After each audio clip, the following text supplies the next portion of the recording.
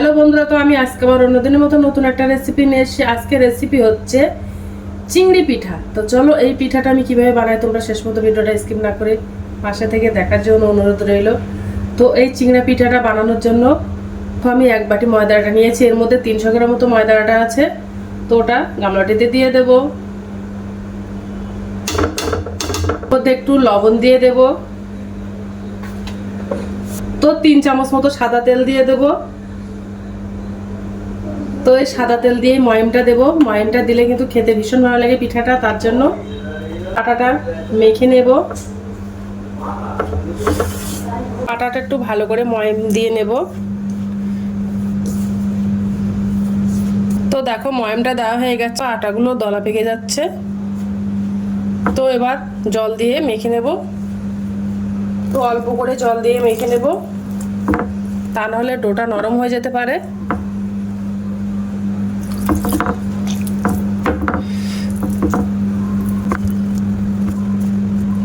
দেখো ডোটা বানানো কমপ্লিট হয়ে গেছে, একেবারে নাও শক্ত নাও নরম করে নিয়েছি। এবার আমি ছোট ছোট করে লেচি কেটে নেব। এই পিঠাগুলো আমি খুব বড় বড় করবো না, একটু ছোট সাইজের করব, তার জন্য একটু ছোট ছোট করে লেচি কেটে নিচ্ছি। তো দেখো লেচি কাটা হয়ে গেছে, এবার আমি পিঠাগুলো বানিয়ে নেব। তো দেখো আমি একটা লেচি নিয়ে নিয়েছি, একটা রুটি মতো বেলে নেবো। এবার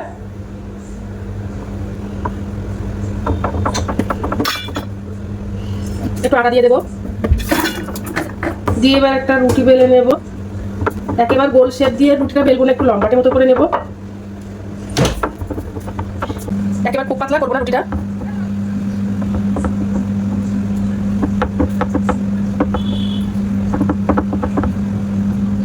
তো দেখো এই লম্বা করে নিয়েছি রুটিটা। ছোট একটা গোল চামচ নিয়ে নিয়েছি, এই দিয়ে কিন্তু পিঠাটা ডিজাইন করব। চামচ দিয়ে একটু ডিজাইন করে নেব।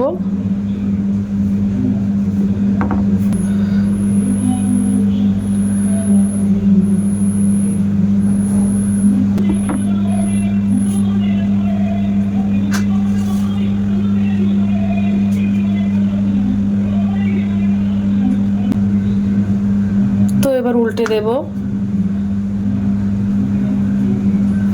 আর দেখো আমি আগের থেকে নারকেলের পুর বানিয়ে নিয়েছিলাম, আর একটু একটু গোল মতো করে নিয়েছি। দেখেছো এইভাবে এবার মাঝখানে দিয়ে দেব লম্বাটে মতো করে, দিয়ে আমি এইভাবে মুড়ে দেব।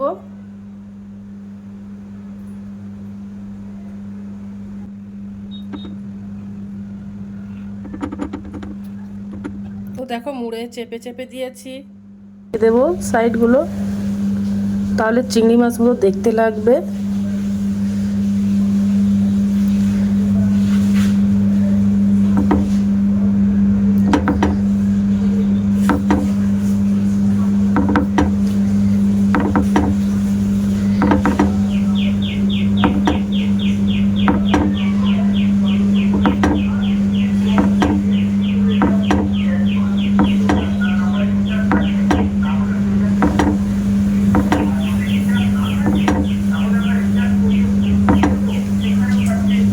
এবার এখান থেকে হালকা করে দাগ মতো দিয়ে দেব, কেটে দেব না ছুরি দিয়ে।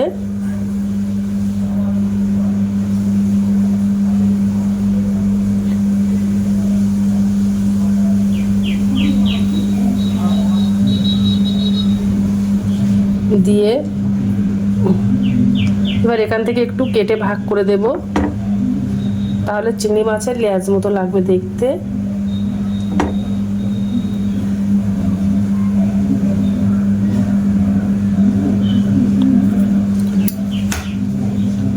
আর যে আমি এগুলো ছুরি দিয়ে কেটে দিয়েছি, এগুলো একটু ছাড়িয়ে দেব।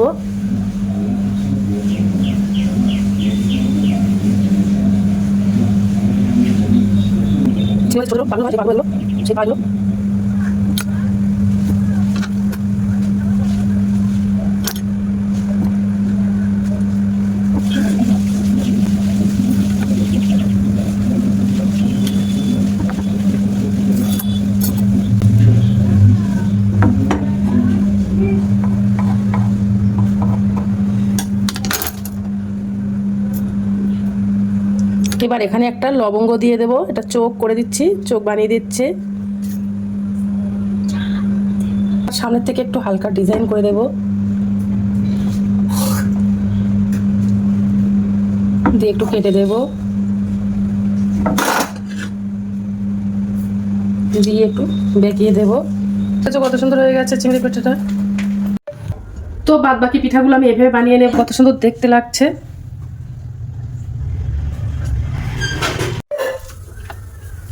তো এবার পিঠাগুলো সব ভাজা করে নেব। এটা উনানে ফ্রাইং প্যান দিয়েছি, এবার তেল দিয়ে দিচ্ছি, দিয়ে ভাজা করে নেব পিঠাগুলো। তো তেল গরম হয়ে গেছে, এবার আমি পিঠাগুলো দিয়ে দেব।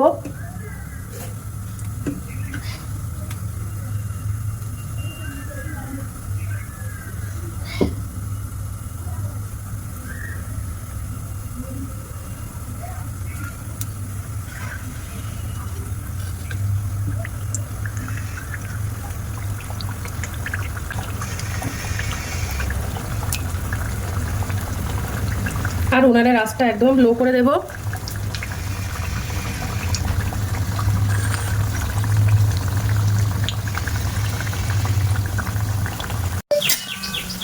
এবার পিঠাগুলো একটু উল্টে দেব। তো দেখো উল্টে দিয়েছি। তো দেখো পিঠাগুলো ভাজা করা হয়ে গেছে, আর পিঠাগুলো দেখো বাদামি কালার করে নিয়েছি, একটু হাতে সময় নিয়ে ভাজাটা করেছি। তো এবার পিঠাগুলো তুলে নেব একটা প্লেটে। দেখতে পাচ্ছ,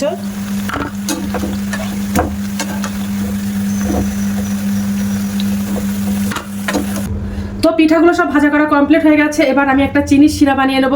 তো দেখো 200 গ্রাম মতন চিনি নিয়ে নিয়েছি। তো চিনিটা কড়াইতে দিয়ে দেব। আর এই চিনির শিরাটা কিন্তু একটু চটচটে মতো বানাবো। আর এই বাটির আমি হাফ বাটি জল দিয়ে দেব।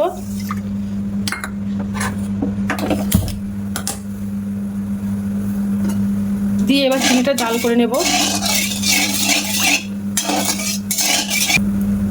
আর ওর মধ্যে 3টে এলাচ দিয়ে দেব। আর মিষ্টির গন্ধটা খুব সুন্দর হয়। তো দেখো চিনিটা ফুটে গেছে, চিনিটা ফুটছে।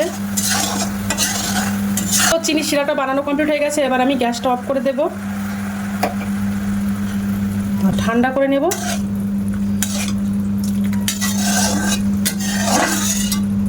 এবার আমি পিঠাগুলো দিয়ে দেব।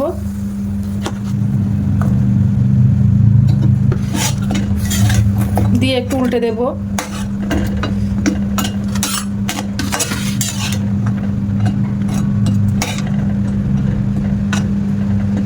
তো দিয়ে এবার তুলে নেব একটা প্লেটে। বাদ বাকি পিঠাগুলো দিয়ে দেব।